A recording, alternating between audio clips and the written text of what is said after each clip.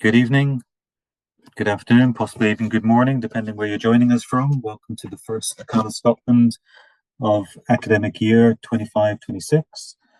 I hope you've all had a fantastic summer, exciting summer, educational summer, depending how you spent it. We've got an exciting program lined up for the year, which will be getting updated on our website soon. So please do check out the website and see who's coming to join us this year for our presentations.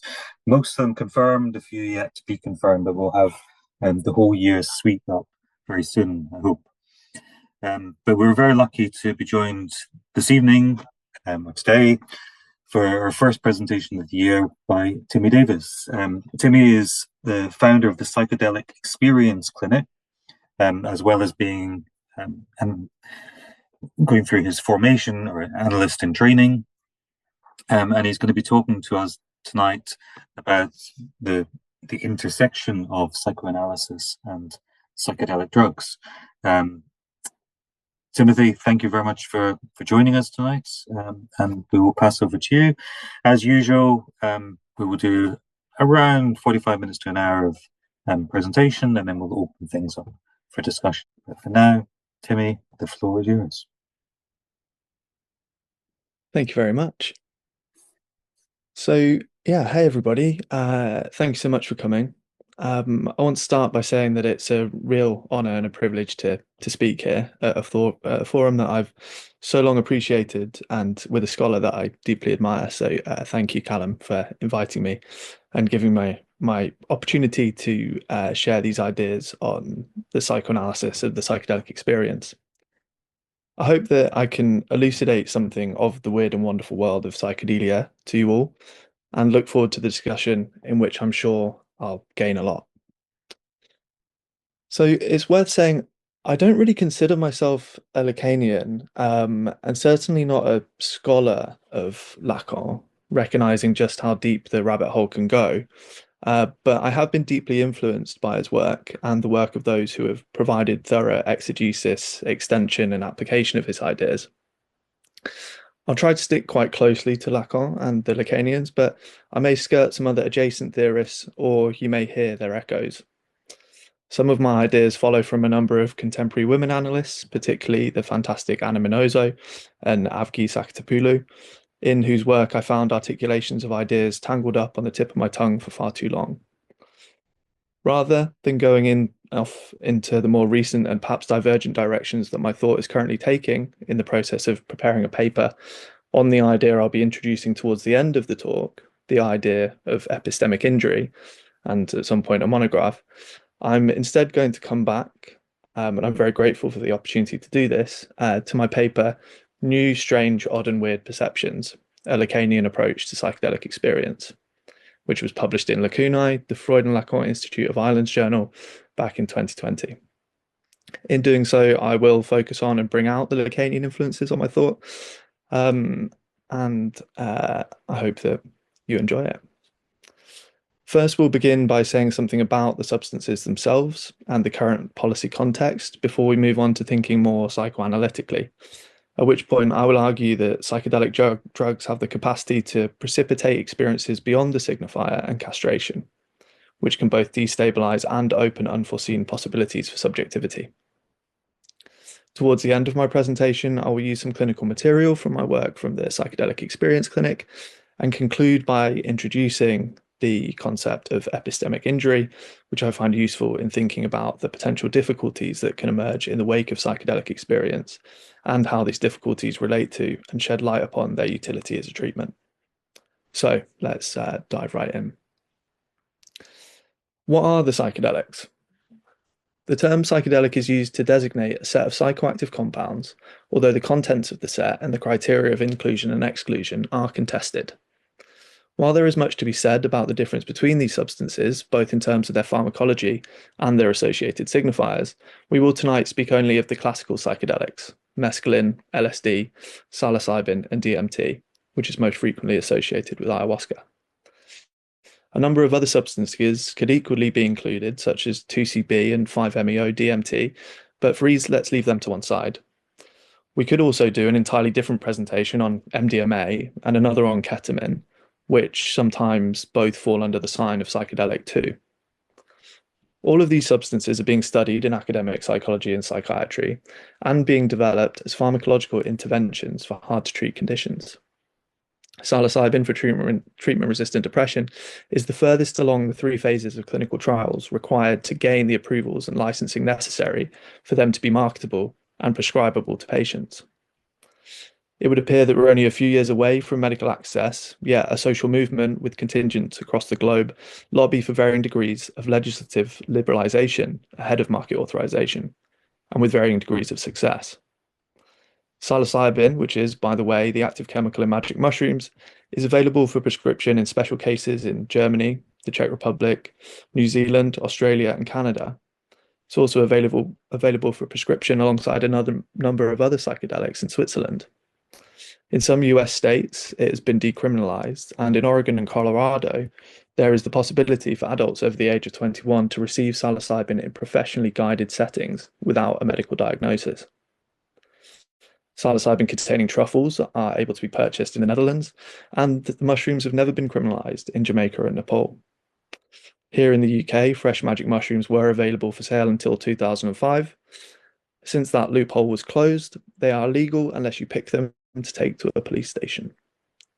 For the past few years, myself and colleagues at the Centre for Evidence-Based Drug Policy and the Psilocybin Access Rights, or PAR, campaign have been calling for rescheduling, which would facilitate research and patient access whilst maintaining criminal penalties. And just last week, the Royal College of Psychiatrists published their position statement calling for further research. If you want to know more about the policy context, we can address it in the discussion. But as an important piece of context here, we should note that psilocybin and the other psychedelics are consistently found to be some of the safest controlled drugs there are, with their stringent controls being more an accident of history than based on any evidence. Following the thalidomide crisis, regulators tightened the standard required for drugs to reach market, requiring numerous double-blind, placebo-controlled trials, which are very hard to conduct with psychedelics, simply because you know who's got the drug and who hasn't. So when Nixon began the war on drugs, those substances which had market-authorized use in medicine already found themselves available, and those that did not, like the psychedelics, became tightly controlled. This then mixed with a demonization of associated groups, such as the anti-Vietnam War movement, to stigmatize these substances, leading to what Professor David Nutt calls the worst scientific blackout in modern history.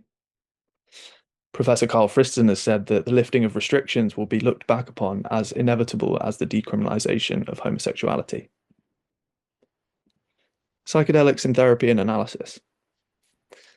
Even though they remain illegal, psychoanalysts already meet patients who have taken psychedelics, because let's not forget that prohibition does not equate to a lack of access. As information which contradicts the stigma of the past 50 years spreads, so too does the extent of their use continue to grow. And it's only a matter of time until they are legitimately available in mainstream mental health care. We encounter these substances and accounts of the experiences they have precipitated in our clinics, but rarely it is asked, what does psychoanalysis have to say about the psychedelic experience? For me, the answer to this question is itself another question. The question psychoanalysis implicitly asks of its patients. What can be said of the psychedelic experience? My paper, New, Strange, Odd and Weird Perceptions, a Lacanian Approach to Psychedelic Experience, is one of a number of early contemporary attempts to think about psychedelics psychoanalytically. Some of what I'm presenting comes from that paper, originally published in 2020, as I said, and some from my work with patients at the Psychedelic Experience Clinic, a low-cost referral service established to provide support for those looking for it following psychedelic experiences, and for building theory around this patient population. Because of this work and my research, I'm now moved to update some of the claims I make in that paper. For example, towards the end of the paper, I state that ultimately, the real psychotherapeutic value of the experience, psychedelic experience, is determined by the signifiers that emerge après coup in what is known as the post-dosing integration sessions.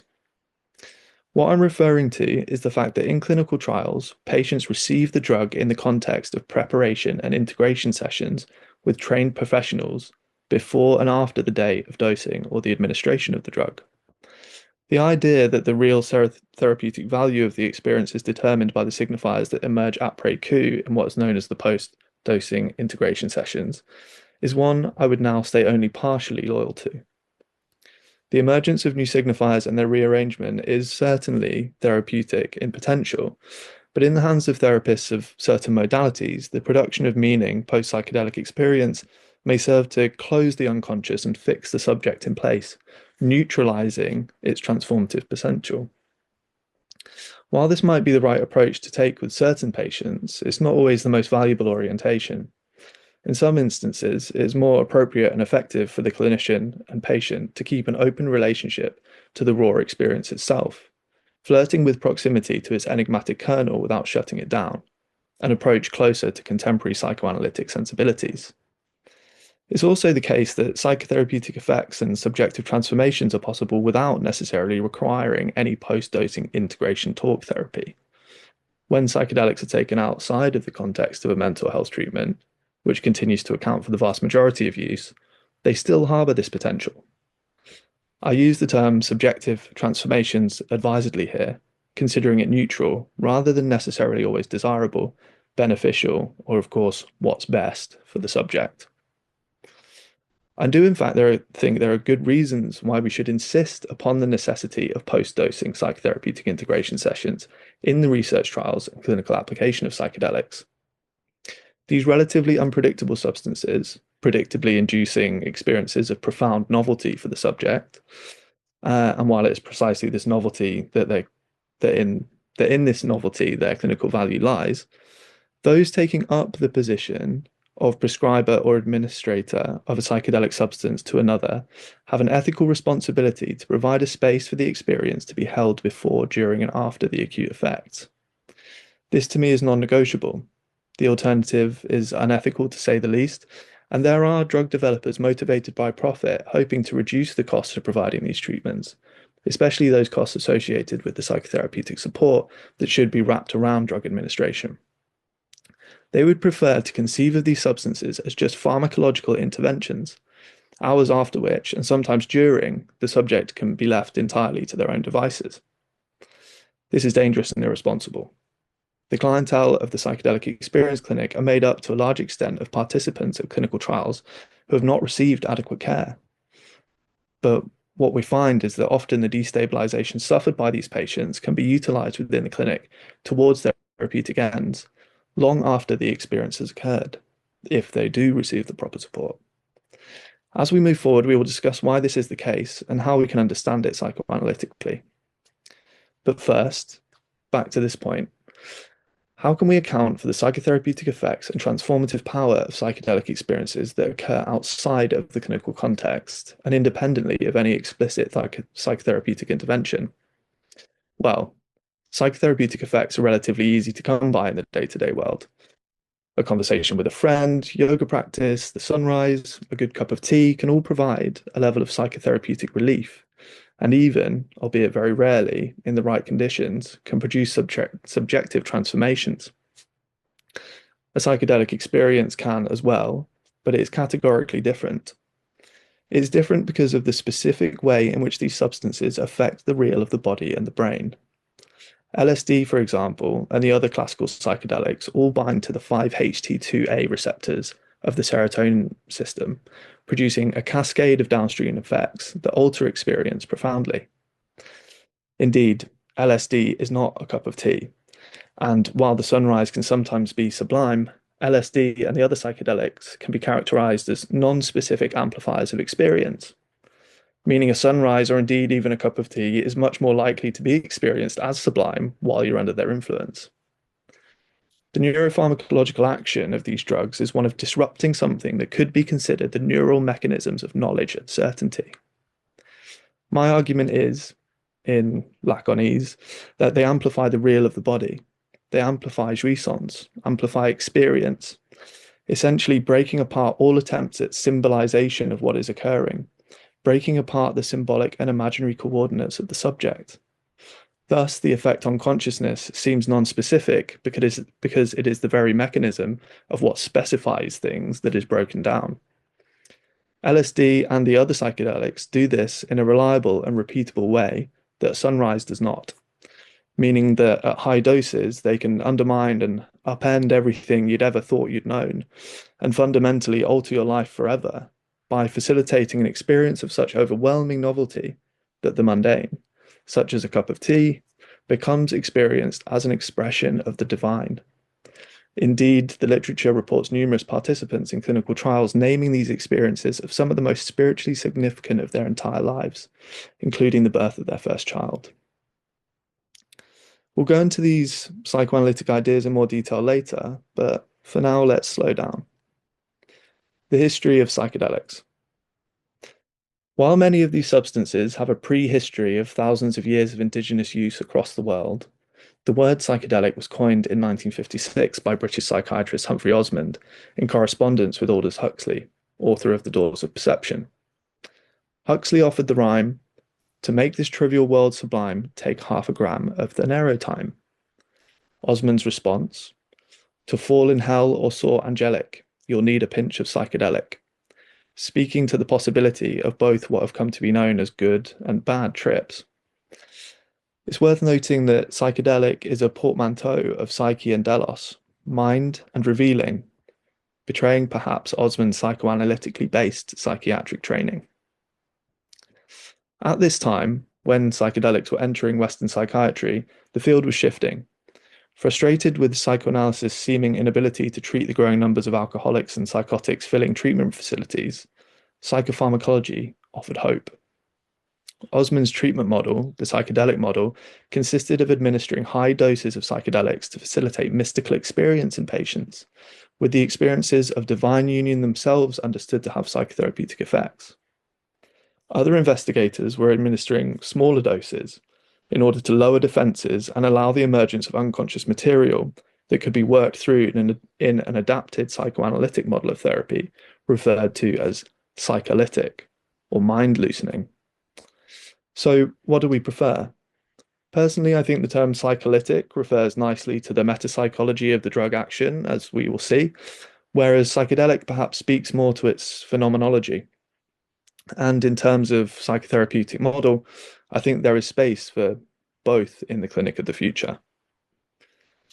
Before we can even begin to think about what psychodynamic effects may be occurring in parallel to the effects of the drug on the real of the body in the production of the myriad phenomena and the sheer complexity of the psychedelic experience, if we allow ourselves to conceive of some such monolithic phenomena by this name at all, we must encounter our central problem and find a way to speak of it ourselves. At one level of this problem, we are simply confronted with the fact that the variation in experience subject to subject is so massive that it is no exaggeration to claim that no two experiences precipitated by the ingestion of a psychedelic substance are ever going to be the same.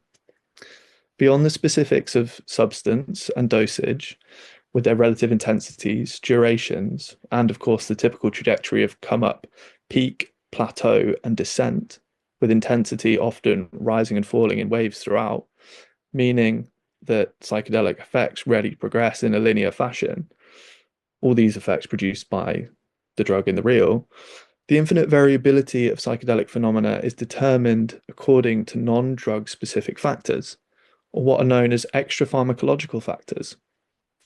As the researcher Ido Hartogsohn sums it up, the phenomenological effects are not solely or even predominantly determined by the drug itself. It is instead primarily dictated by what is known as set and setting, that is, personality, expectation, and intention under set, and the physical environment in which the experience takes place, including the people in the immediate vicinity and the broader sociocultural setting.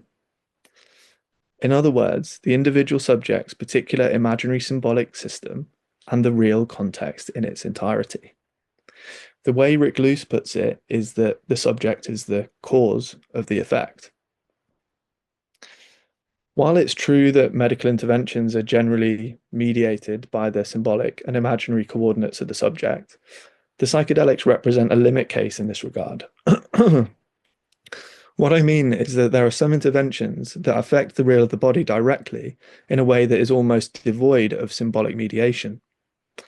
Insulin and cyanide produce their effects regardless of how you imagine they will affect you or your relationship with the doctor administering them to you.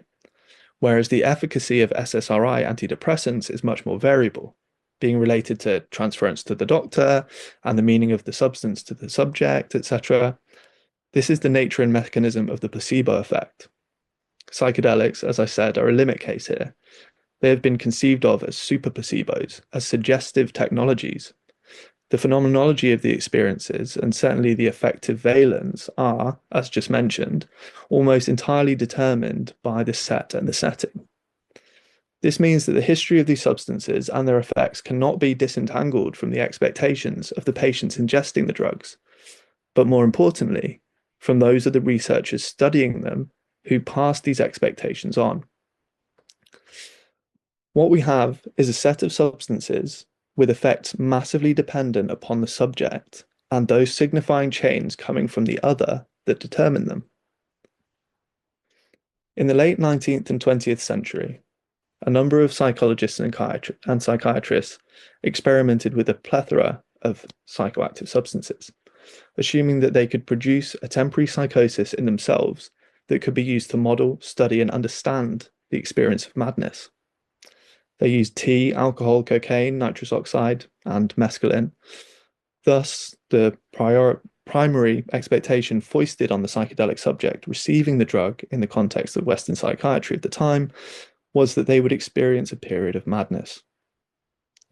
Jean-Paul Sartre was one such subject, whose personal motive was, because of his interest in the phenomenology of dreams and anomalies of perception, to experience hallucinations firsthand.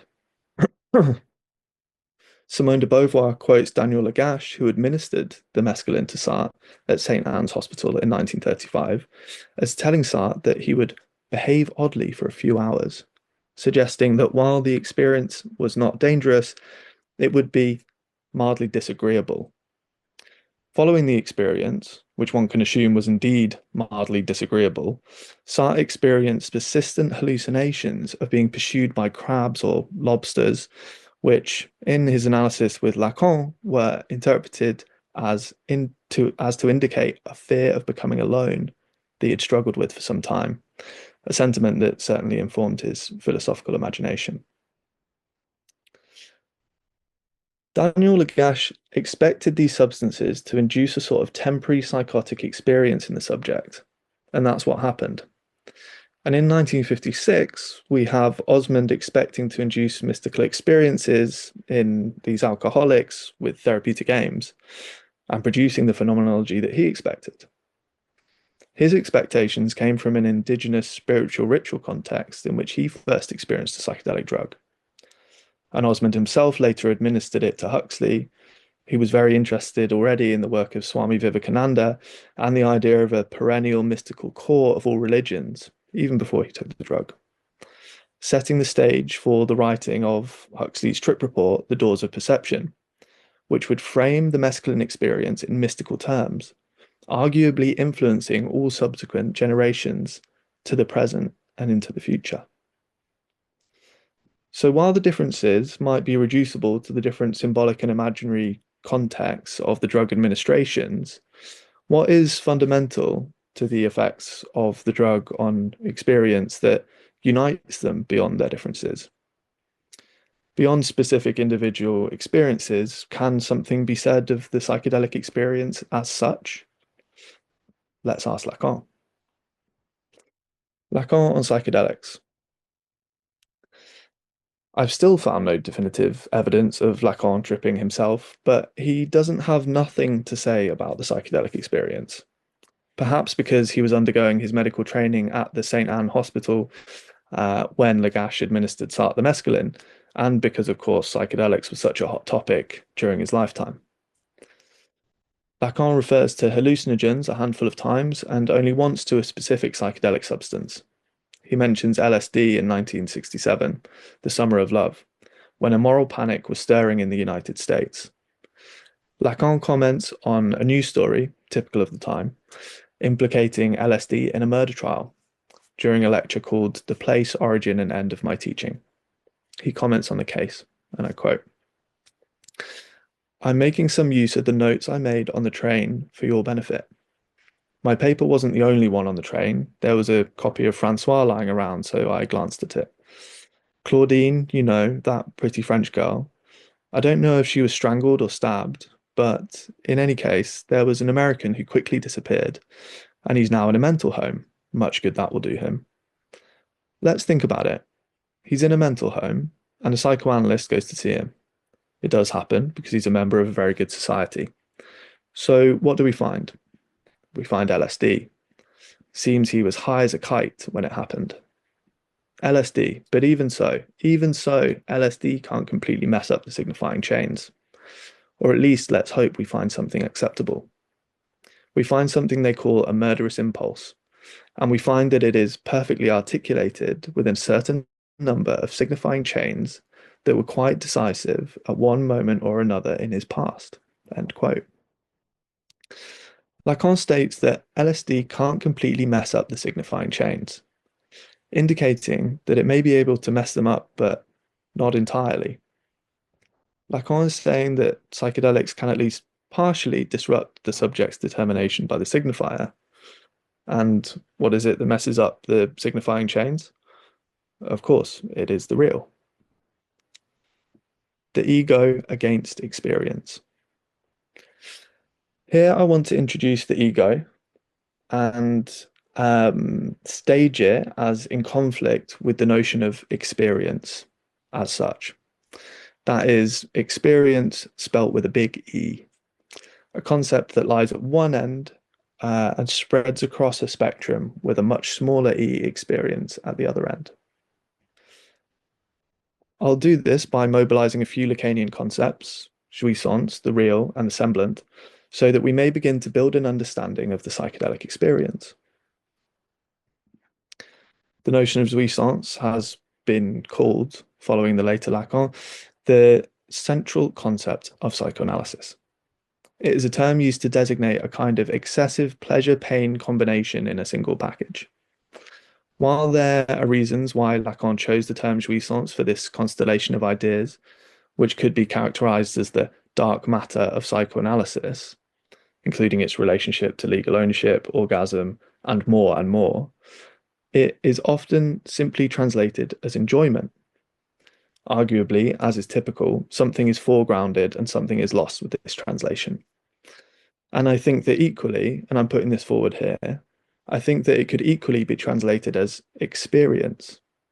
With jouissance translated as experience, something, of course, is also lost, but something is gained as well.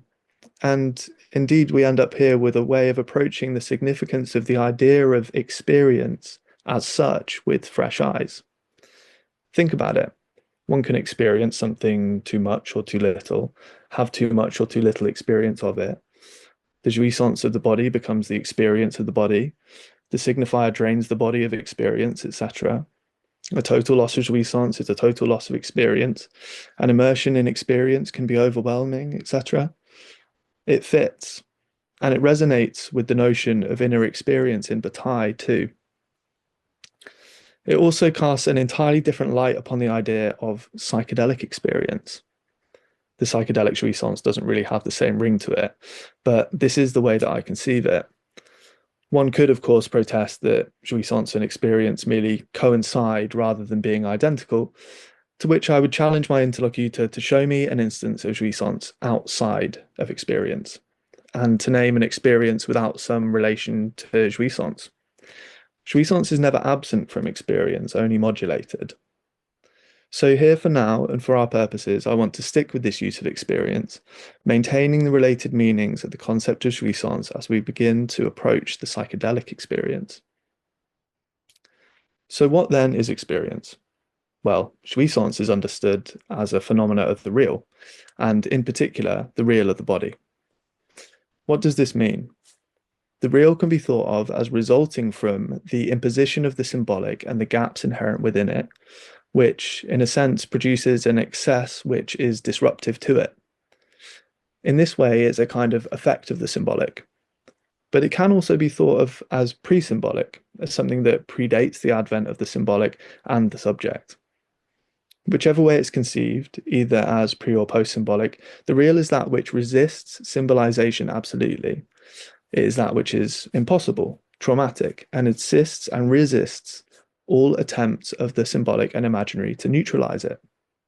Experience, then, being a phenomenon of the real, in its immanence, excess, and immediacy, constantly resists total capture by the symbolic and imaginary and threatens to break through and overwhelm the subject and their attempts to treat it. Now, I'll quickly provide a gloss on a kind of pseudo-developmental scheme by which we can imagine something like the birth of the ego at the mirror stage. Hopefully, it can suffice as a caveat here to say that this is a logical rather than a chronological moment in the history of the subject, but this quite neat biography can be helpful. What was once a seething mess of experience, a jouissance, a fragmented corpus morcella, a body in pieces for the infant, is unified through identification with the image of the body seen in the mirror. The subject misrecognizes this image in the mirror as itself, and the limits of the body, imagined now to coincide with the subject as ego, are thus drawn. A complex procedure happens by which the subject becomes oriented spatially. While the ego is primarily a phenomena of the imaginary, it's lent support by its support in its containment of experience by the organizing function of the symbolic. The imaginary body is stabilized through buttresses supplied by the symbolic, and the real body is thus brought in and covered over by the imaginary and named by the signifier. The experience of the real body is contained by the imaginary and organized by the signifier. Drained of excess experience, becoming mediated by the signifier in a process called castration. Because of its combination of the imaginary and the symbolic, it is what Lacan calls assemblant, a construction that serves to mask and contain, to represent an organized experience of the real, protecting the subject by attempting to give it consistency and to neutralize the disruptive real of experience. Meanwhile, experience, because it is a phenomena of the real, resists containment by the semblant. A fundamental antagonism exists then between experience and the primary way of treating the real, or organizing experience, the ego. I like to conceive of the ego as semblant as an object in consciousness that results from and seeks to bind and slow the flux of forces that constitute the real of experience, with the real of experience characterized as pure difference and novelty. This is how I understand the real, as being without consistency. The ego is constantly frustrated in its attempts to bring experience to almost a complete standstill in a stable unitary whole by the shifting nature of the real of experience. The ego would have things continue on exactly as they are. It is a force of and a result of inertia. It is a conservative tendency to resist change and novelty. As Avgi Sakatopoulou puts it, nothing new happens with the ego's consent. What I want to put forward is that the ingestion of a psychedelic substance tips the scales in the direction of experience, producing an upsurge of novelty contra to the defensive functioning of the ego, which desires to remain stable and unchanged. To understand the psychedelic experience, with its characteristic effect of altering the experience of one's self-experience, perhaps we should look to other instances in which experience wins out, and the usual containing and organizing of the imaginary and the symbolic semblant of the ego is altered or disappears. Psychosis and mysticism. Psychosis and mysticism can be characterized in precisely this way. And given that psychedelics have been understood as psychotomimetic, mimicking psychosis, and mysticomimetic, mimicking mystical experience, Lacan's account of psychosis and mysticism can, I argue, give us tools for understanding the effects of psychedelics.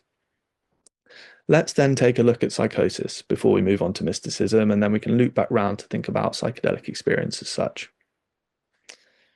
For Lacan, psychosis is contrasted to neurosis by positing that the anchoring in the symbolic, which would provide a basis for the organization of experience, has failed. In other words, the subject is uncastrated. The process that would drain, organize, and neutralize experience has been unsuccessful. What is termed the name of the father, a primary signifier which metaphorizes the desire of the other in neurosis, regulating experience and protecting the subject from overwhelming, disorganized, and excessive unmediated experience, is absent. It has been foreclosed in psychosis.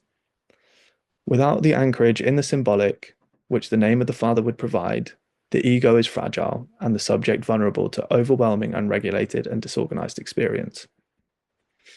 The theory of psychotic decompensation in the onset and triggering of the psychotic episode and its relationship to a disruption of signification can be utilized to explain certain phenomena encountered in psychedelic experience. In essence, a psychotic decompensation occurs when a perplexing element of experience disrupts the symbolic imaginary coordinates of the subject, exposing them to a ravaging jouissance of the other, or in our terminology, experience of the other, of which they are the object, erupting over and through their body. The proximity of the other, guaranteed to be maintained at a certain distance from the neurotic by the name of the father, closes for the psychotic subject. The hole in the other, guaranteed by the phallus as the signifier of lack for the neurotic subject, is filled by the psychotic subject, thus engaging them in a life or death struggle, whereby if they're able to maintain some minimal distance from the other, they feel persecuted, phenomenologically paranoia. If this minimal distance from the other cannot be maintained, then the subject's unmediated confrontation with the real, this immersion in raw experience, equates to total psychic collapse, terror, and annihilation. Lacan's 20th seminar on feminine sexuality, love, and the limits of knowledge gives an account of the experience of the mystics like Saint Teresa of Avila, which elsewhere are related to experiences of psychosis. Not least because of the shifts in experience they report, including the absence of self in ecstasy or agony.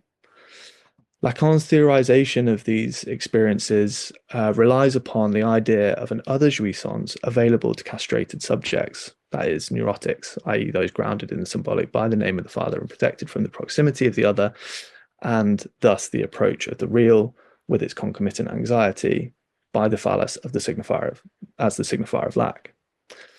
Lacan says these feminine sexuated speaking beings are castrated, but not all castrated. There is something of their experience, of their jouissance, which falls outside of castration. They are beneficiaries and sometimes victims of an other experience, an ecstatic enjoyment, crucially, of which they know nothing. Of which they know nothing. What could this mean?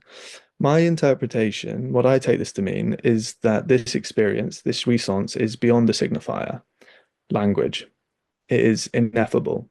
It cannot be known. It cannot be spoken.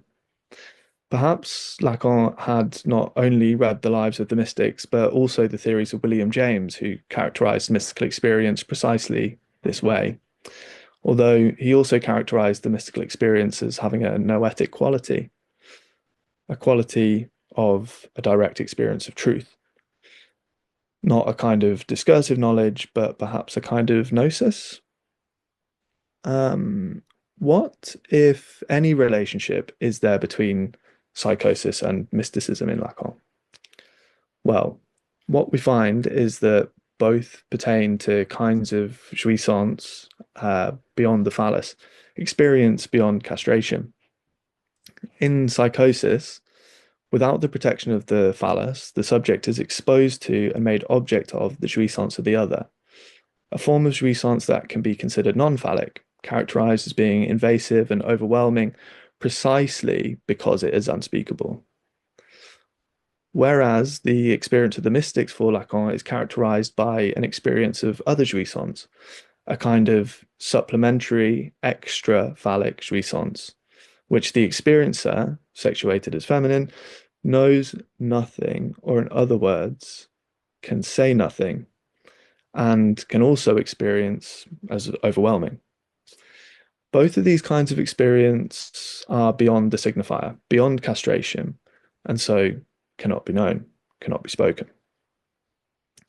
What distinguishes these two kinds of experience is the presence or absence of castration and the name of the father, which is meant to provide an absolute limit to the ravaging of non-phallic experience for the mystic.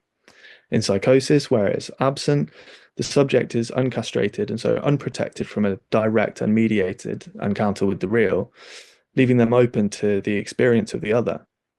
Whereas in feminine sexuation and mysticism, the subject is not all castrated. There is castration, but it's not complete.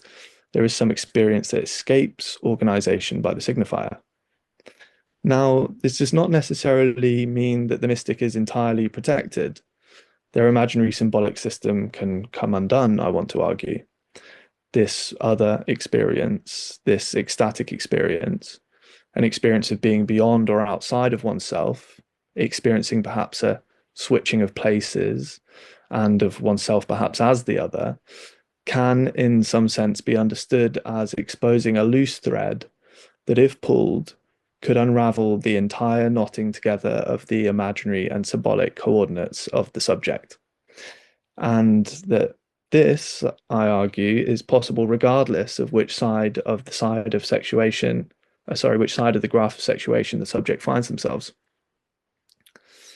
I say this in reference to one of the most interesting and important concepts Lacan introduces in his later work, the synthome, and its effect of relativizing the distinction between neurosis and psychosis. Here in the later Lacan, the father becomes the one form, becomes one form the synthome can take, and indeed becomes pluralized. The idea of the synthome is related to the earlier ideas of the name of the father and the button ties or points to capiton, which account for the ways in which the real, symbolic, and imaginary are knotted together.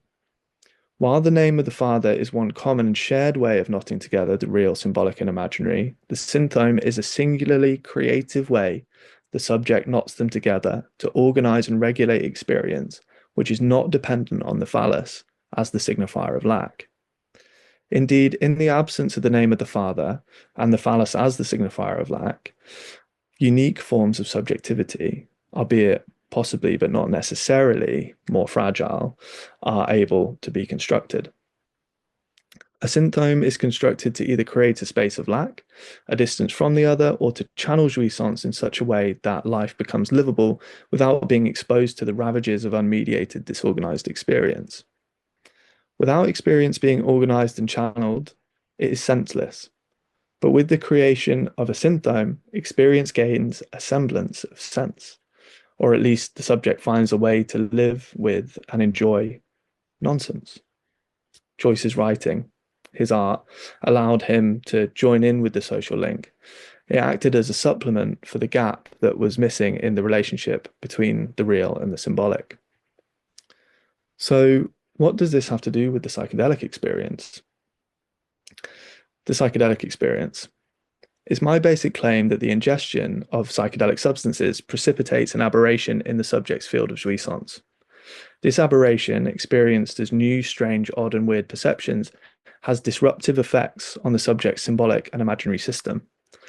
The emergence of these enigmatic perceptions can be understood as the amplification and approach of the real, without fail, experienced as some level of anxiety. The semblant, the ego, the imaginary and symbolic coordinates of the subject being under threat. As the real is amplified, the subject begins to come undone. The knotting of the real, symbolic, and imaginary is loosened, meaning that the signifier and the signified begin to slip over one another, accounting for the concomitant pronounced changes in perception. Colors are brighter, depths are deeper, and everything is moving. The world presents itself as a mix of ultra definition and blurred swirling movement occurring alongside novel bodily sensations. This is not unidirectional in the sense that it is not changes in perception producing the slippage of the signifier, or vice versa, or the ego and the imaginary being affected primarily and producing the other changes.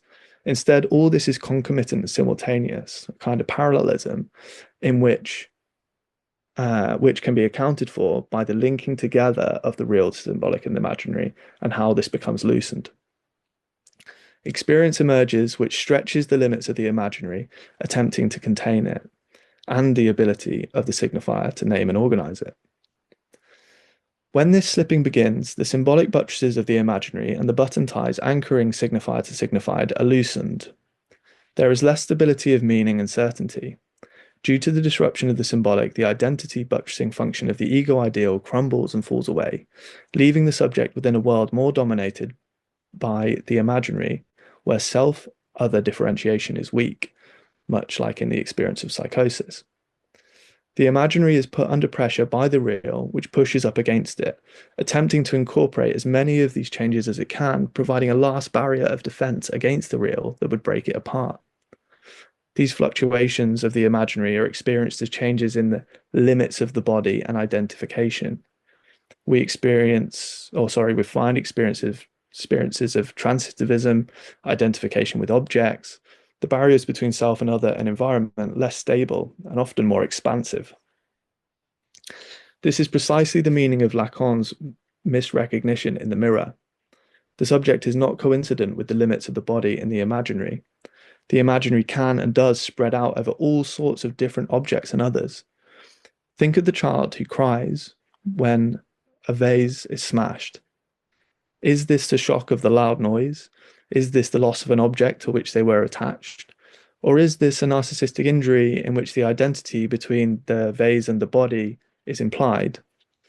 With its shattering, the subject itself is shattered through the imaginary rupture. This is a phenomena we also see in psychosis and in mystical discourse, where the limits of the self are spread beyond the limits of the body to cover over much, much more of the world, the planet. Just as an aside, when Derek Hook explains transitivism, he speaks of an overextension of the ego, which to me betrays a kind of latent humanism by which the ego is conflated with the real body. The theory of the synthome and psychosis, as well as transcultural psychiatry and the very fact that transitivism is the basis of an empathetic, affective relationship to the other and the world, the ego necessarily being made up of those objects and the environment in which it is embedded, constantly weaving the limits of itself and extending further, show to me that in essence the ego is a shifting construct that is not to be confused with the limits of the body in a real sense. Instead, the imaginary body can be thought of in an inverse way. The limits of the imaginary body are those limits of where the imaginary reaches and what it includes, extending beyond the real body, but often, although certainly not always, containing it. It is here that the mirror stage paper shows itself as one of the most crucial in Lacan's entire oeuvre. Crucial because of its not only metapsychological but metaphysical implications. The psychedelic experience essentially lends weight to some of Lacan's ideas on the ego. What the psychedelic experience reveals is that the life of the ego does not coincide completely with the life of the real body. This is perhaps why so many, having had such an experience of ego death and mystical union on a high dose of psychedelic, end up with a shift in their metaphysical beliefs. And often, especially in the context of the treatment of end-of-life anxiety, for which these experiences are very effective, believing that something of the subject, something of consciousness or experience survives the death of the body. So we've covered ego changes. Let's think for a moment just a little more about this idea of ego death. The psychedelic has amplified the real of experience to such an extent that the symbolic and imaginary coordinates of the ego and its place in the world are so distorted and disrupted that the subject is confronted with the whole in the other. It is in this moment that the subject must take up a position relative to the lack in the other. At its most extreme, this confrontation with the whole in the real, I think I'm reading an old version. So we've covered ego changes. Let's think for a moment just a little more about this idea of ego death. The psychedelic has amplified the real of experience to such an extent that the symbolic and imaginary coordinates of the ego and its place in the world are so distorted and disrupted that the subject is confronted with the whole in the other. It is in this moment that the subject must take up a position relative to the lack in the other, which determines the valence of this experience. One can find themselves having a psychotic experience of being the object of the other's jouissance, invaded by the jouissance of the other, experiencing paranoia. This comes through a desperate resistance to losing subjectivity at the hands of the other, or confronted with the whole in the other and with the real, one can let go and, in a sense, sacrifice oneself to maintain the other by placing themselves in the gap. This leads to a destruction of them both, a total annihilation and immersion in undifferentiated jouissance, a total loss of subjectivity. But on the side of mystical ecstatic experience predicated on faith in the benevolence of the other. But these are not the only options. The subject may, if the dose is not too high, or with a relative level of savoir-faire vis-a-vis experience as such, or state and substance competence, in other words, find a way to continually knot together the real, symbolic, and imaginary, taking up a position relative to experience in a creative way. This third option is the spontaneous creation of a way to enjoy the gap in the other, a kind of orienting towards non-phallic other jouissance, an enjoyment of nonsense, silliness, fluidity, lack of meaning, absurdity, etc., in which subjectivity is maintained but fluid. It's easy to think of the distinction of a good trip and a bad trip as one that appears to be between psychosis and mysticism, and perhaps this is true at the high doses where the only choice is to fight or surrender. But perhaps the better distinction is between a forcing of sense or an allowing of nonsense. The absence of the phallus. So I'm putting forward that psychedelics can induce experience beyond the signifier and castration. That is non-phallic experience, and even an unmediated experience of the real. Following the later Lacan and his relativization of the distinction between psychosis and neurosis, by positing the name of the father being only one form of the knotting together of the real and the symbolic and the imaginary can take, we can posit a fragility of the way of knotting them together, which is dependent upon the phallus, and argue that there are certain experiences, such as, and I would put this forward as paradigmatic, the psychedelic experience, which can lead to the unknotting of even the name of the father. In other words, these kinds of experience can, but not always, shake the foundations of the ontoepistemic pillar of the subject, patriarchy, and psychoanalysis itself by presenting the subject with experiences that are not only beyond the phallus, but that such experience is survivable. The ontoepistemic pillar of the phallus, that concrete pole that props open the jaws of the crocodile that threatens to snap down upon the subject, provide one with a way, a relation to experience that can be structured and organized, but is not the only one. My friend and colleague Noel Boll-Fabian presented a paper for us at the Psychedelic Experience Clinic on a number of clients who have experienced disruption, even shattering of their gendered identity through the ingestion of a psychedelic. This could be explained as an experience resulting from that central pillar, which is meant to act as a guarantor of meaning, the same ontoepistemic pillar that is meant to functionally naturalize the reality of binarized sexual difference, being disrupted, undermined, or destroyed through an overwhelming experience. The phallus, which is the central ontoepistemic pillar of the subject of patriarchy and psychoanalysis, is in this conception only a semblant. It is only one way of knotting together the symbolic and imaginary and the real, and is fragile. Beyond it lies the possibility of experience and forms of subjectivity unimaginable from within the old symbolic coordinates of the subject, systems and bodies of knowledge reliant upon it, such as certain forms of psychoanalysis, perhaps pointing towards the role of psychedelics in deconstructing the gender binary. These new forms of subjectivity can not only be characterized as beyond or outside of sexual difference, but contain possibilities of subjectivity beyond the limits of the single individual. Indeed, these forms of subjectivity are possible, and each and every one of us, and for each and every one of us. The syntome does not stop writing itself, and sometimes we are limited in our identities to the narrow confines of the body, and sometimes not. In an age of environmental crisis, interrogating the limits of our identifications and subjectivity is indeed crucial. Neoliberal capitalism and our current discourses keep us locked within these narrow identities.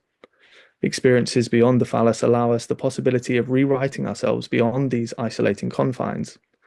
These kinds of experience are always open to us, but are perhaps more easily available through confrontation with the real of experience via mystical techniques of ecstasy, the use of psychedelics, or even psychoanalysis.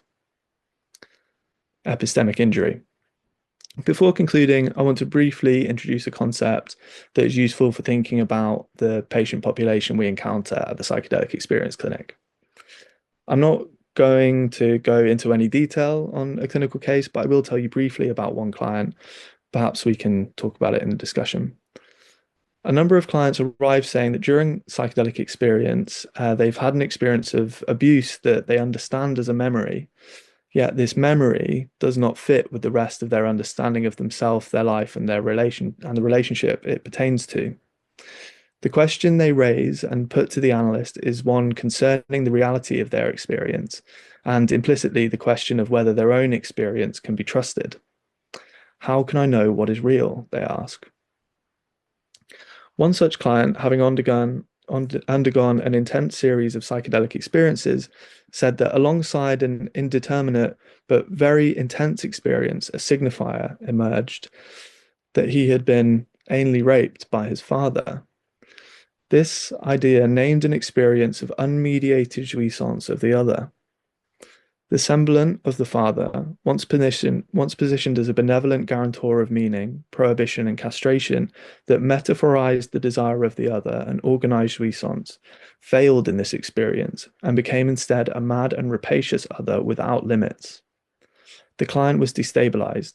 The relationship between him and his father changed, and his entire orientation within experience altered.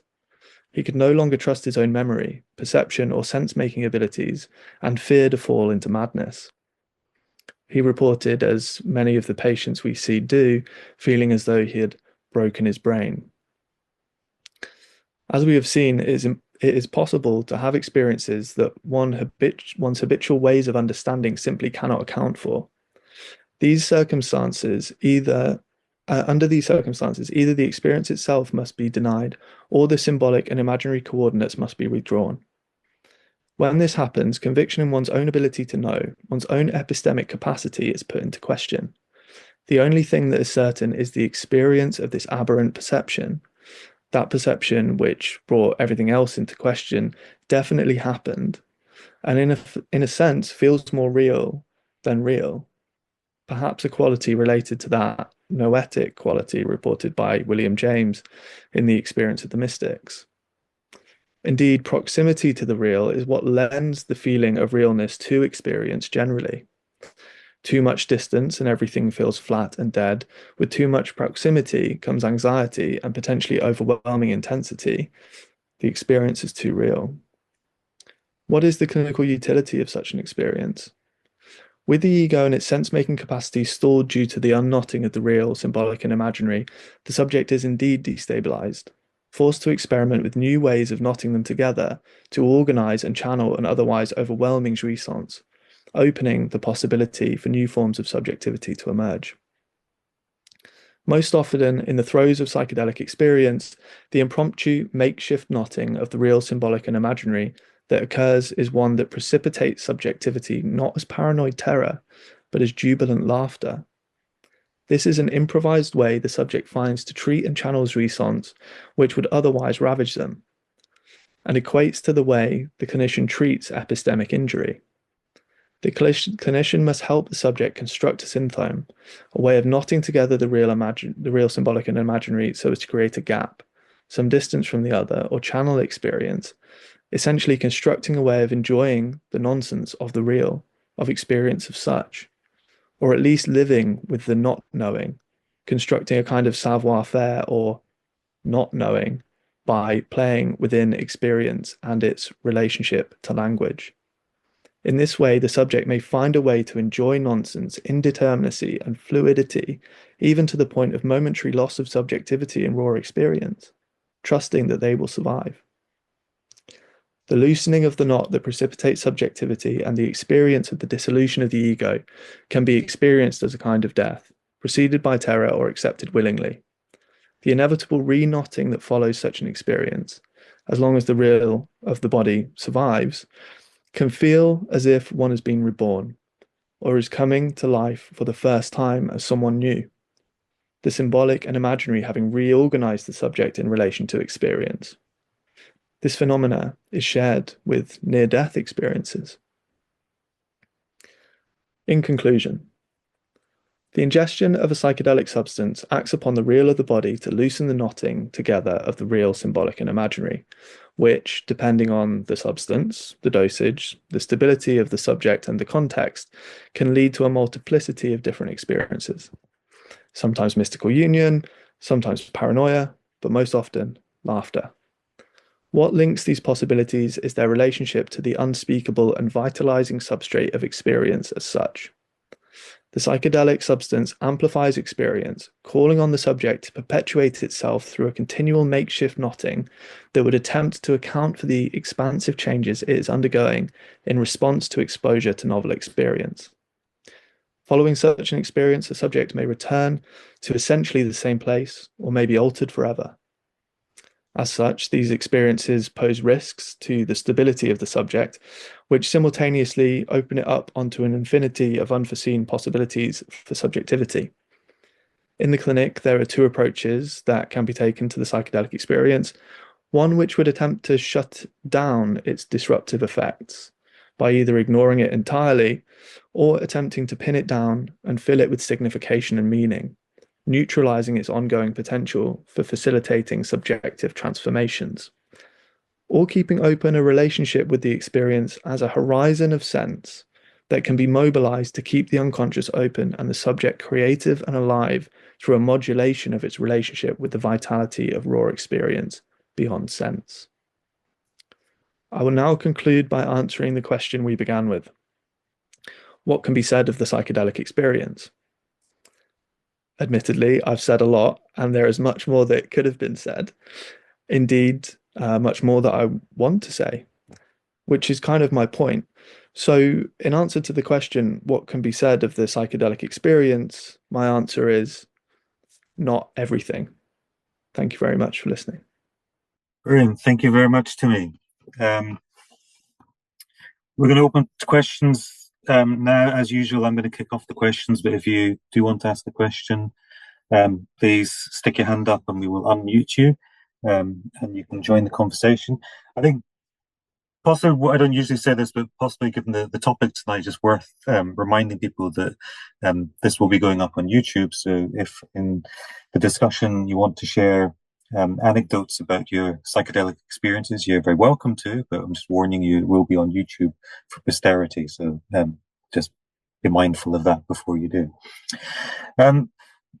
Terry, thank you. That was incredibly rich, thought-provoking. And I'm going to kick off and apologize in advance. I'm going to kick off with difficult questions. So brace yourself. So I'm curious about your use of the real. You use the real a lot throughout your talk, and you talk about the real in the context of experience. So the word experience etymologically indicates an idea of coming out of something. So the experience, the X, experience is out of. So it's out of that which we've been through. Which might suggest then that experience is ultimately always of the symbolic. The idea of an experience of the real is always something that's retroactively confected or retroactively harnessed together. And the idea that the real in itself could be experienced is but a fantasy. So, but I guess my first question is, why the focus on the real? What is it what are you what are you trying to say with this talk of the real? Do you mean a real in a Lacanian sense, or are you meaning a real in a slightly different sense? Um, and kind of related to that, so I'm going to ask as a double-ended question. You don't really mention the unconscious, Mm. and there seems to be, and I'm thinking the old Electric Prunes song, I had too much to dream last night. In culture, the equation between the dream and the trip has been made over and over again. And there seems a kind of obvious equation there. You called your paper for Lacunae new, strange, and odd experiences. And I have new, strange, and odd experiences every night when I go to sleep, and I call them dreams. I don't call them hallucinations or trips or psychedelic experiences, which, psychoanalytic speaking, we would harness to the unconscious. The dream or the trip might be conceived as the royal road to the unconscious. So why the real, not the unconscious? And what is it you mean by the real? And should we be understanding this as an access to the unconscious as well? Or is the unconscious a problematic term when it comes to psychedelic experience? Hmm. Yeah, really great question. Uh, my use of the real is certainly um it comes from Lacan originally. That's how I've arrived at it.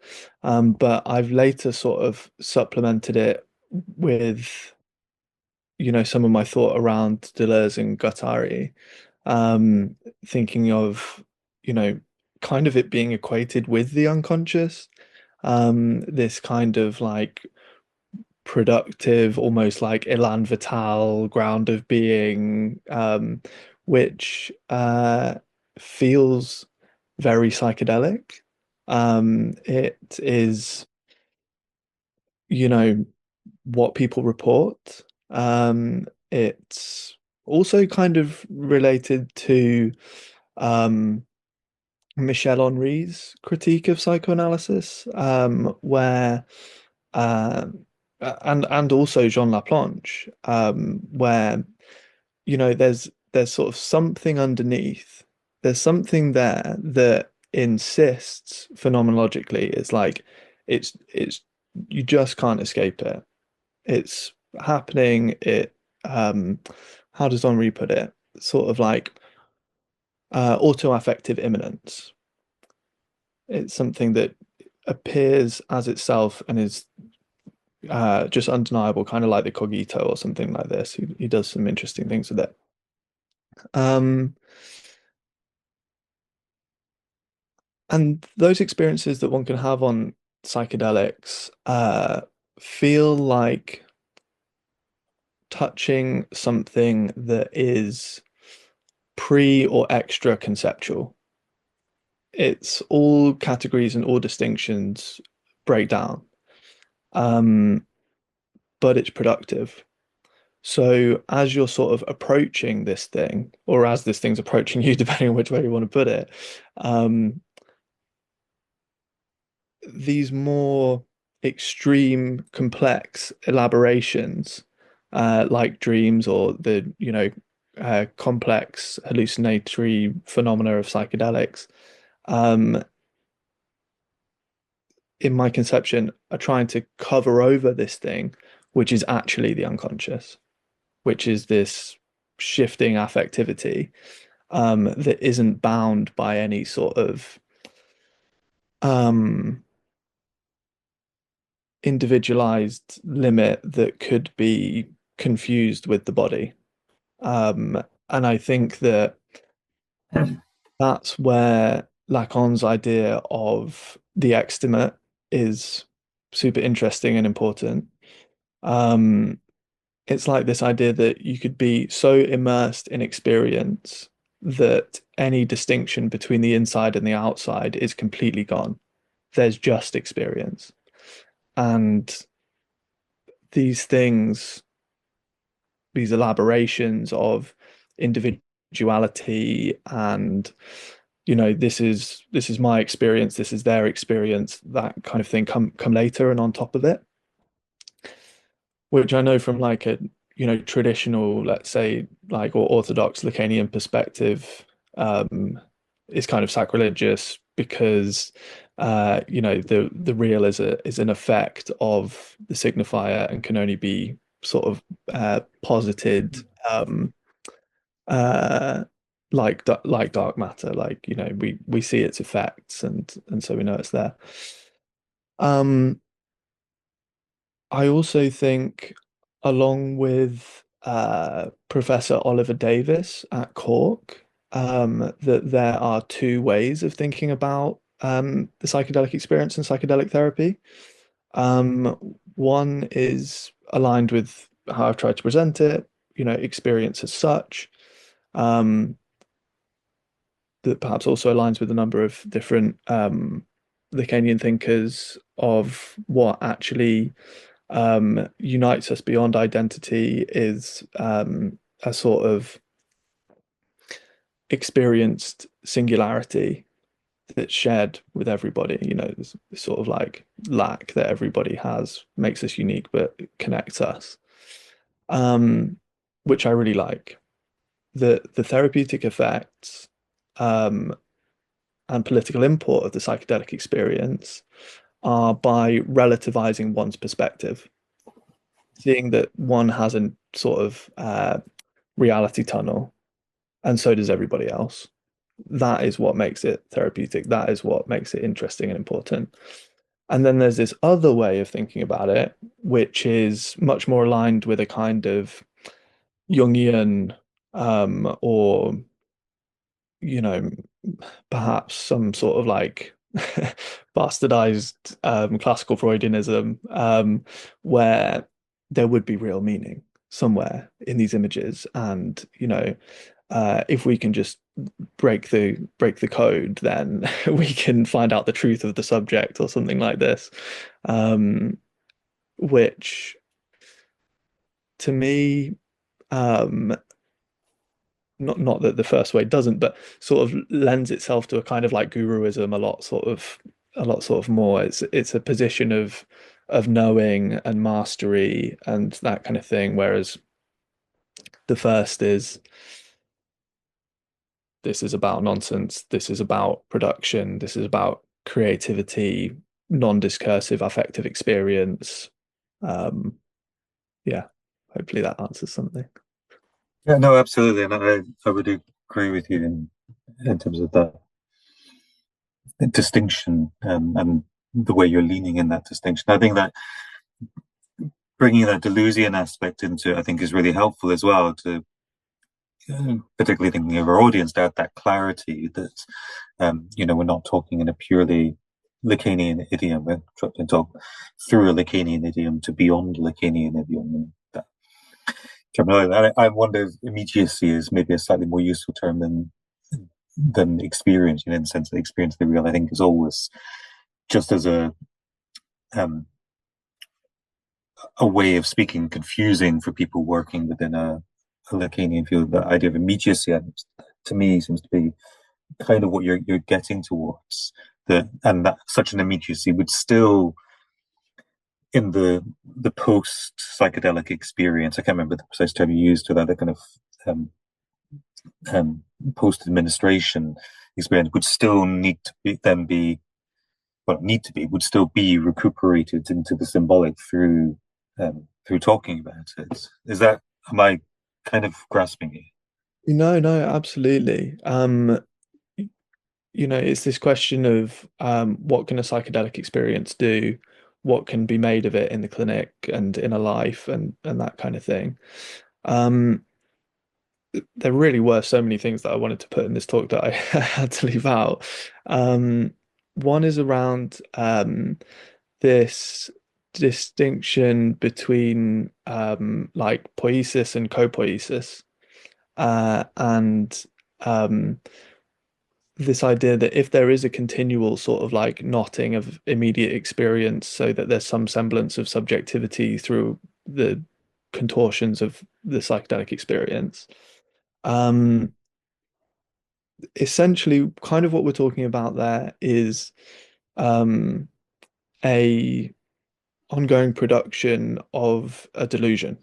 Like that's a trip.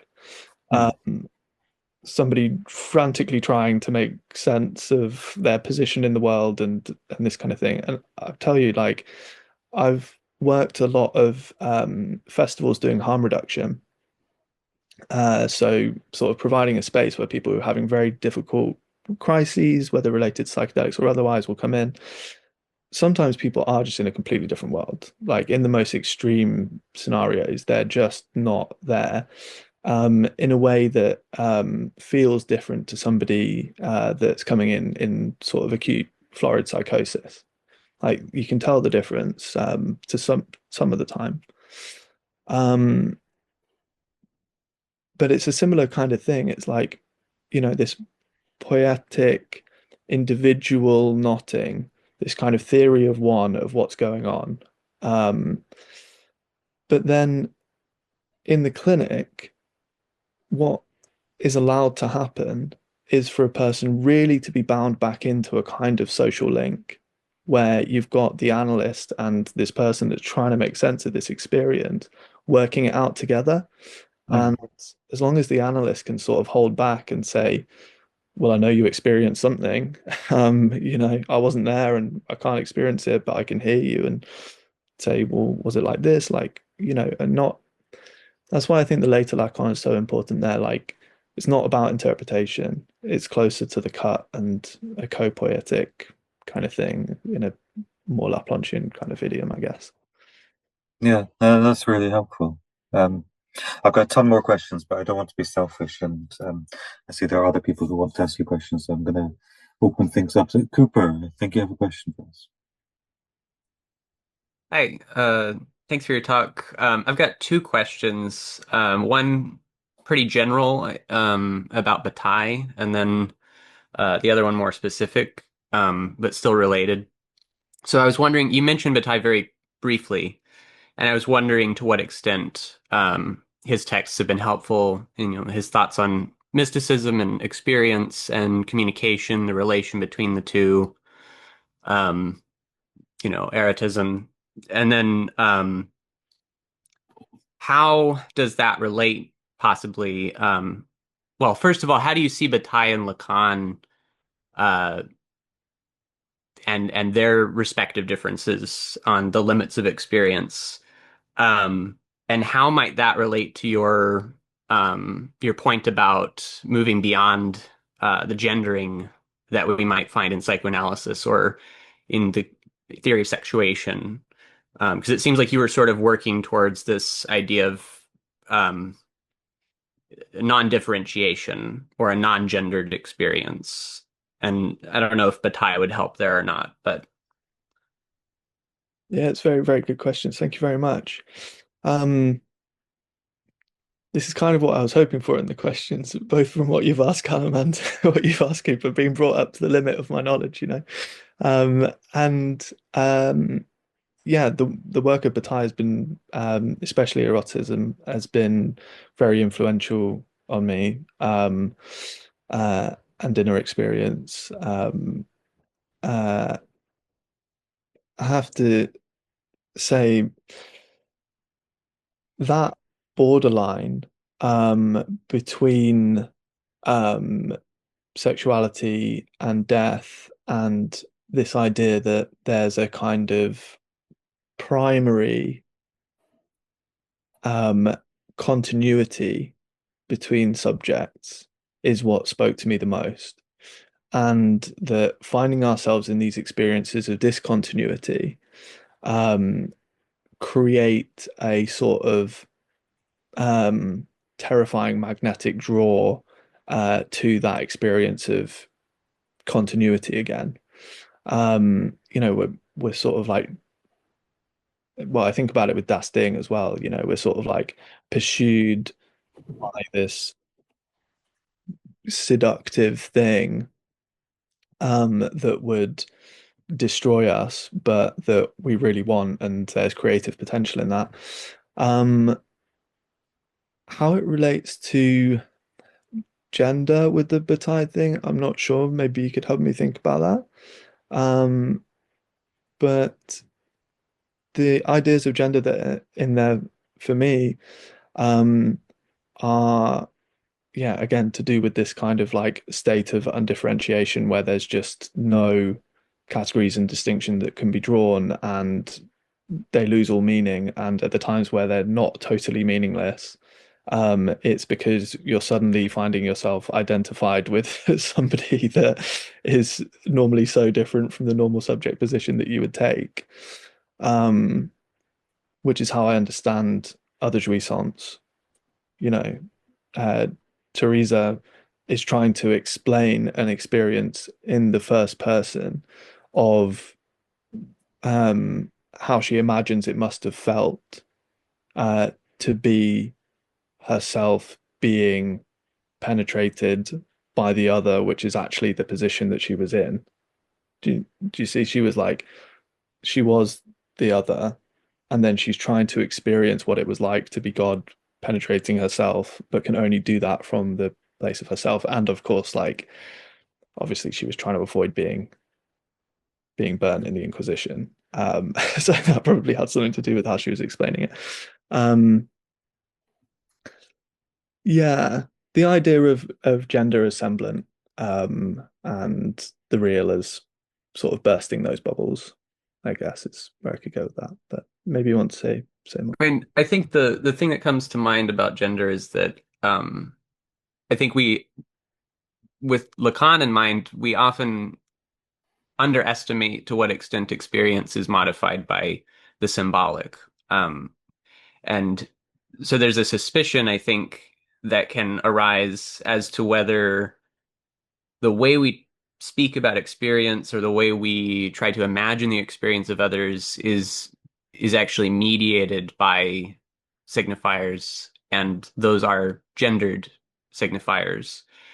Um, there's the possibility that as Bataille is talking about experience and communication, for example, that he may prefer um, speaking in a masculine or a feminine way. In maybe there's a grammar of experience that prohibits a quote true, linkage with the other, and that there's still this discontinuity um, at a micro level.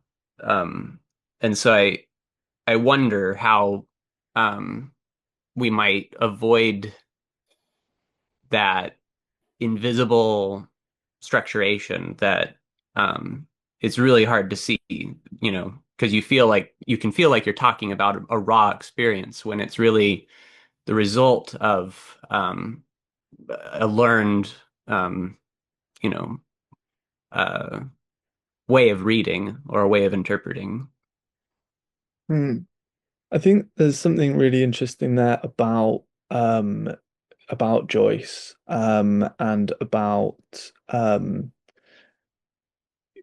these sort of, Annie Rogers has got that book Incandescent Alphabets, about these sort of constructions of new languages and sort of symbolic systems and that kind of thing. And um, there are very interesting pieces of work, both artwork and now academic work on that artwork, of people creating these new alphabets and strange alien languages and this kind of thing, feeling like they've channeled it in psychedelic experiences. Um, Also, because of the sheer ineffability of the psychedelic experience, which is the word that just comes up again and again and again.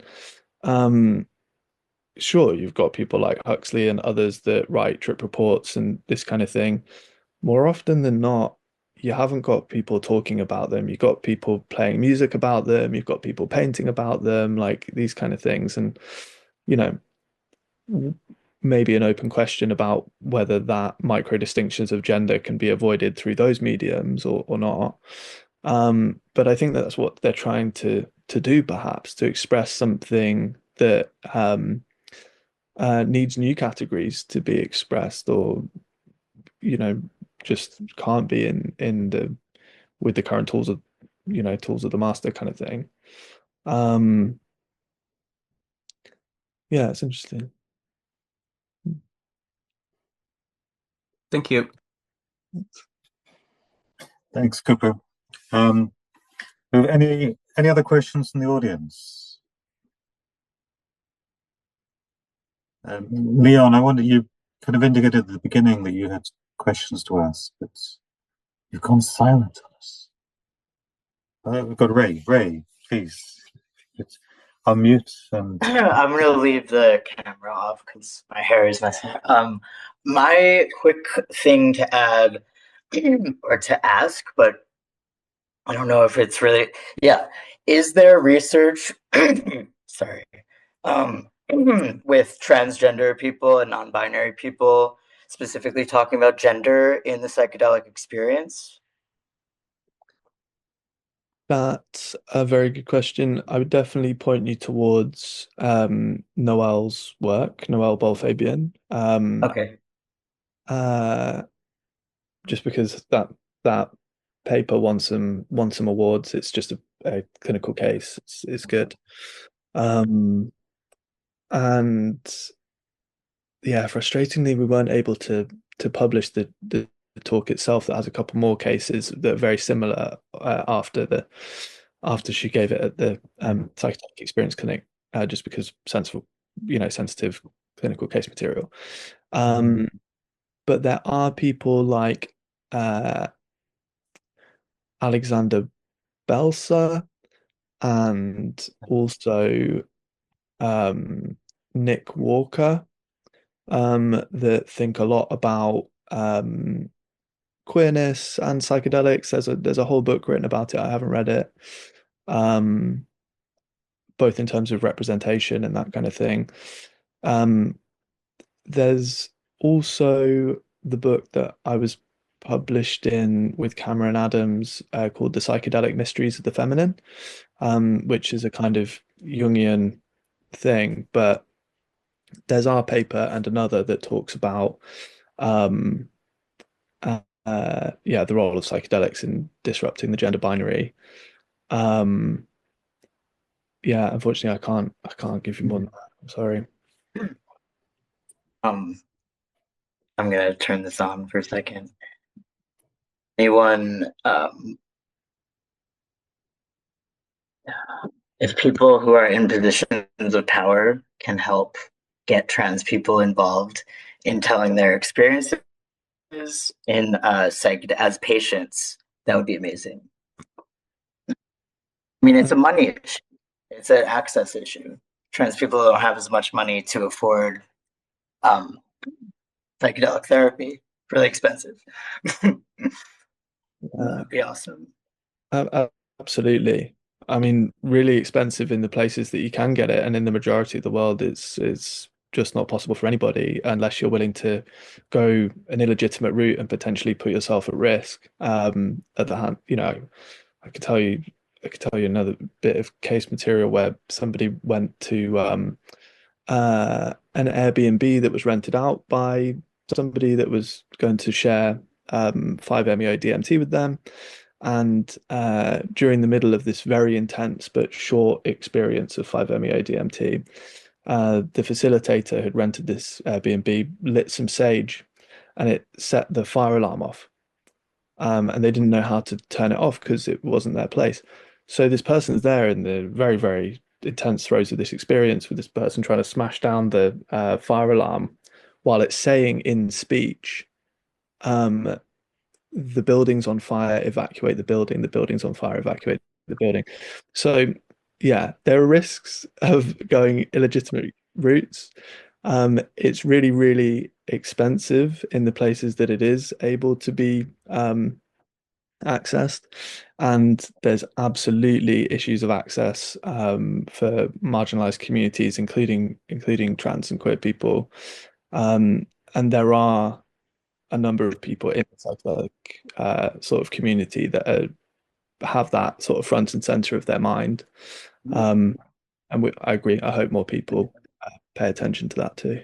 And just the fact that there is the real of like the trans body that is real, and then you're talking about like kind of gendering, if that's a word, right? But then if in a transsexual body that's dysphoric day to day, like dealing with gender dysphoria every day, and then you have this you know,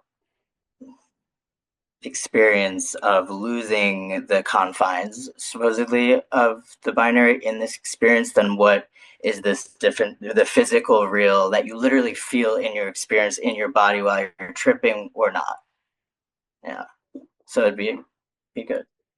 Absolutely. There's some people that are doing research on how psychedelics affect women at different points in their cycle and things like that. You know, people thinking about the real of the body in those kind of like medicalized ways and gender differences and this kind of thing. I think what's really important and a really, really topical thing, both for this in this talk and generally within the psychedelic community and psychoanalysis, is that question of differential diagnosis. Of course, historically, there's been a big problem in psychoanalysis of thinking of trans people in terms of psychosis in this kind of like pathologizing kind of way. And I'm with Paul Preciado on this. Yeah, exactly. That's so true. Um, but how this translates into um, uh, the conversations around exclusion criteria, both for the clinical trials, but for access to psychedelic therapy later on, is very interesting because people are screened for different conditions that would exclude them. So, a personal history or family history of a psychotic disorder. Sometimes that goes as far as to include things like, well, personality disorders, EPD, stuff like this, but also bipolar. So there's this question of like, well, if we're using DSM style diagnostic categories, are we like putting people that have treatment resistant depression into a treatment that could potentially trigger a psychotic reaction because these people from a Lacanian perspective could be psychotic melancholics. And then when you bring the trans thing in as well, it's just like, whoa. And I think we've got to be brave enough to sort of like think about these things and have those conversations and be open with it. And I think, yeah, the later Lacan's so important here because of the relativization of these things and thinking about the synthome and also the place of the synthome in, contemporary society. Like, is the name of the father in the same place? Is it as consistent? Like all this kind of stuff. Yeah, there's all sorts of stuff that could be thought about around that. Thank you so much. Thanks, Ray, and thanks, Timmy. Some really, really interesting and really important points in that discussion. So in many ways, I think a good place to end. But I'm not going to end there because I feel this being a Lacanian event, it'd be remiss of me not to ask about the lobster. So I'm gonna start with a little anecdote. I was at a conference some years ago when I heard this story about Sartre and the lobster and him um, ending up in analysis or in the clinic with Lacan, talking about Sartre talking about his experience of, I think in the version I heard it was LSD, and hallucinating this lobster walking down the streets of Paris. And I happened at the conference to be sitting next to Bruce Fink, who got very excited at this anecdote, because he had no idea that Lacan and Sartre had any such relation. So I kind of looked into it afterwards, and the most I could find was a New Yorker article. So as far as I can tell, there is no the story itself is a hallucinated story. But am I wrong? Is there any evidence this actually happened? Yeah. Well, uh, it would be somewhere in the records, I'm hoping, of St. Anne's Hospital. I know I'm not questioning Sartre taking hallucinogens. I'm talking about the connection to Lacan. Oh, yeah, no. I don't know actually. I think I probably got that from the same New Yorker article. That's what I've concluded. That's where it all comes from. I don't know who wrote the New Yorker article. I suspect they maybe threw Lacan in there just to make the story spicier. Yeah, that's it. If there's someone that knows, it's probably Professor Oliver Davis, so I'll ask him. Okay, we need to know. Let us all know when you find the answer. Yeah, sure. Okay. On that ridiculous note, we'll end what has not in any way been ridiculous talk. It's been absolutely fascinating. It's been eye-opening, both in the sense of an insight into psychedelics and the use of psychedelics in terms of self-exploration, but also the clinical potential. But also, I think really importantly, the questions it opens up. And this is a very, as you said at the outset, a very new area of exploration. And you point to lots of really important questions that really demand further explanation. So lots of research to be done there, lots of useful conversations still to be had. Unfortunately, we don't have time today for all those conversations, but it's been a fantastic start of the year for us. So thank you so much for joining us today. Thank you so much for having me. Really, really enjoyed it. Thank you. For everyone else, we will be back at the end of October with Sinan Richards and Thomas Waller, who will be joining us to talk about Lacan and modernism. So a very different topic. It's the launch of a new book they have coming out. So it should be a really interesting talk. But for now, thank you all for joining us, and thank you particularly, Timmy, for joining us.